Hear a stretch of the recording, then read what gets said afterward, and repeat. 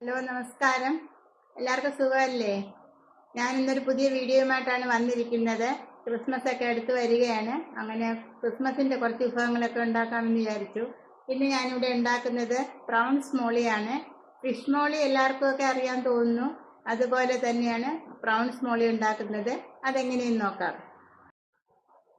Prawns മോളി ഉണ്ടാക്കുന്നതിന് ഒരു 1/2 kilo ചെമ്മീൻ മേടിച്ചിട്ടുണ്ടായിരുന്നു. അത് ക്ലീൻ ചെയ്തെല്ലാം വന്നപ്പോഴത്തേക്ക് 1/2 കിലോയിൽ താഴെയായി. പിന്നീട് ഇതിലേക്ക് ഉപയോഗിക്കുന്നത് 2 സവാള, പച്ചമുളക്, വെളുത്തുള്ളി, ഇഞ്ചി, കറിവേപ്പില, തക്കാളി, പട്ട, ഗ്രാമ്പു, ഏലയ്ക്ക.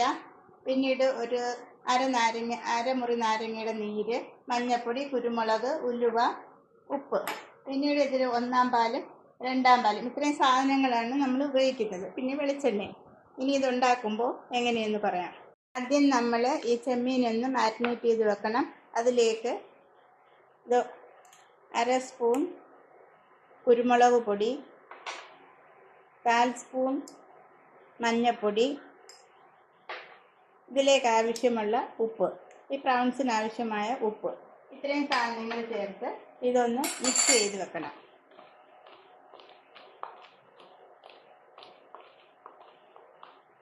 ഇതൊരു 10 മിനിറ്റ് ഇങ്ങനെ ഇരിക്കട്ടെ. ഇതിലേക്കൊരു സ്പൂൺ ലെമൺ ജ്യൂസും കൂടെ ഒഴിക്കാം.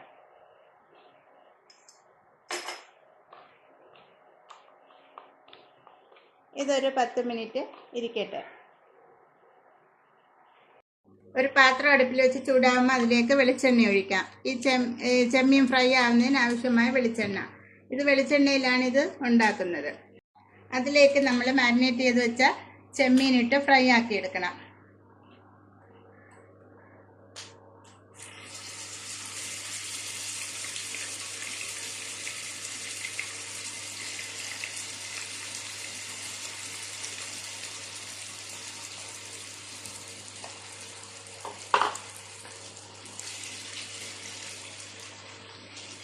ഇത് 1 മിനിറ്റ് ഒന്ന് ഫ്രൈ ആക്കി, ഒന്ന് ഷാലോ ഫ്രൈ ചെയ്തെടുത്താൽ മതി. ഇതങ്ങനെ ചെമ്മീൻ അധികം വേവൊന്നുമില്ല, പെട്ടെന്ന് തന്നെ റെഡിയാവും. ഇപ്പോൾ ഇത് റെഡി ആയിട്ടുണ്ട്. നമുക്കിത് കോരി മാറ്റാം. ഇതൊരു ഷാലോ ഫ്രൈ മാത്രമാണ് നമ്മൾ ചെയ്യുന്നത്.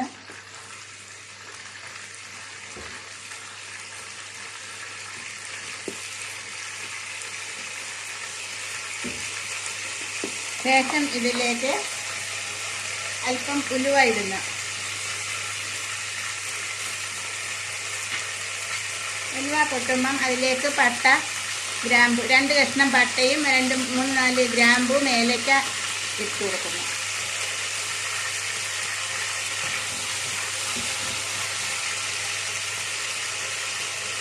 ശേഷം അതിലേക്ക് ഇഞ്ചി നീളത്തിലരിഞ്ഞത് 1 ടീസ്പൂൺ,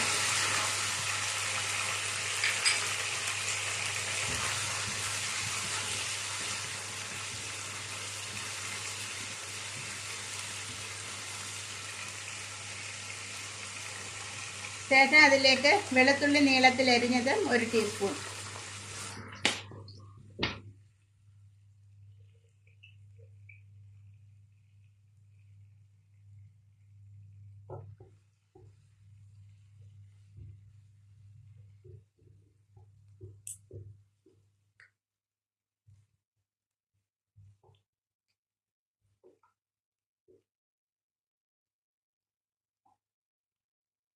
ഇതിൻ്റെ പച്ചച്ചവ ഒന്ന് മാറുമ്പോൾ അതിലേക്ക് പച്ചമുളക്, 3-4 പച്ചമുളക് കീറിയത്.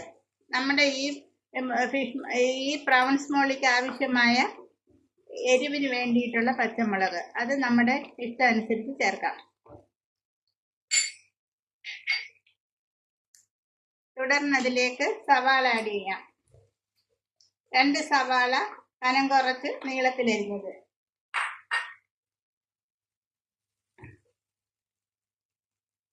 ഇതിലേക്ക് ഒരല്പം ഉപ്പിട്ട് കൊടുക്കാം. ഇതൊന്ന് വാടുന്നതിന് വേണ്ടിയിട്ടും ഈ മസാലയ്ക്ക് ആവശ്യമായ ഉപ്പിട്ട് കൊടുക്കാം.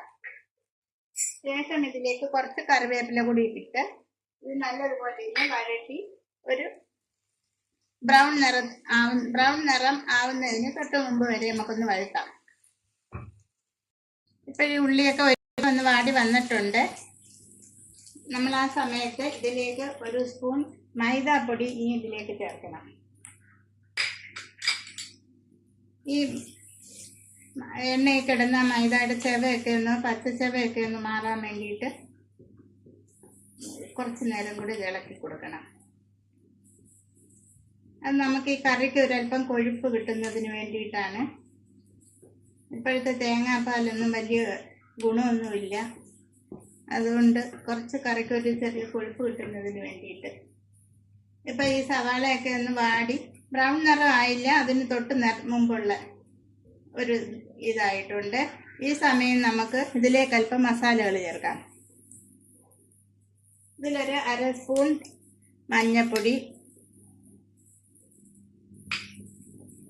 1 സ്പൂണോളം കുരുമുളക് പൊടി, 2 ചേർക്കുന്ന മസാല അതൊന്ന് മൂക്കാൻ വേണ്ടിയിട്ട് ഒന്നുകൂടി ഇളക്കി അതൊന്ന് മൂപ്പിക്കാം.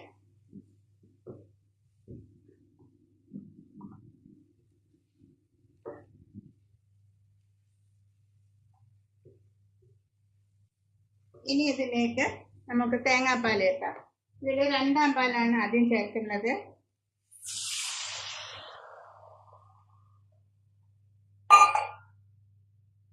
ഇനി കറി ഒന്ന് തിളച്ച് വരട്ടെ. കറി ഒന്ന് തിളച്ച് വരുമ്പം നമുക്കിതിലേക്ക് നമ്മൾ ഷാലോ ഫ്രൈ ചെയ്ത് വെച്ച ചെമ്മീൻ ഇതിലേക്ക് ആഡ് ചെയ്യാം.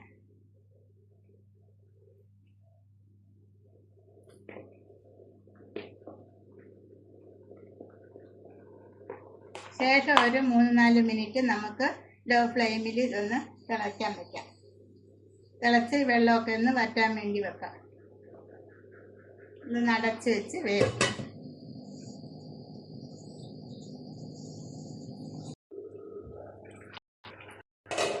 ഇപ്പോൾ ഇത് കുറച്ച് വെള്ളം വറ്റി വന്നിട്ടുണ്ട്. ഇനി നമുക്കിതിലേക്ക് ഈ 1ാം പാല് ചേർക്കാം.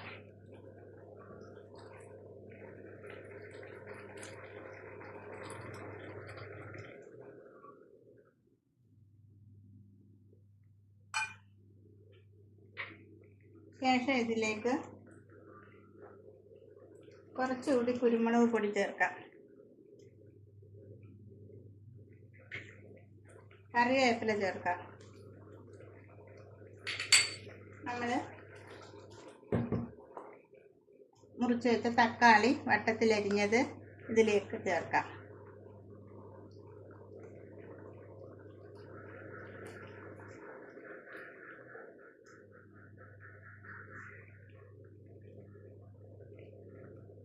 ശേഷം ഇതിൻ്റെ മുകളിലേക്ക് അല്പം ലെമൺ ജ്യൂസും കൂടെ ചേർക്കാം. ചേർത്ത് ഇങ്ങനെ ചെറുതായിട്ടൊന്ന് കറക്കി വയ്ക്കാം. ശേഷം അടച്ച് വെച്ച് തീ ഓഫ് ചെയ്യാം. അങ്ങനെ നമ്മുടെ പ്രോൺസ് മോളി റെഡി ആയിട്ടുണ്ട്. ഇത് നല്ല രുചിയുള്ള ഒരു കറിയാണ്. എല്ലാവരും ഒന്ന് ട്രൈ ചെയ്ത് നോക്കണം.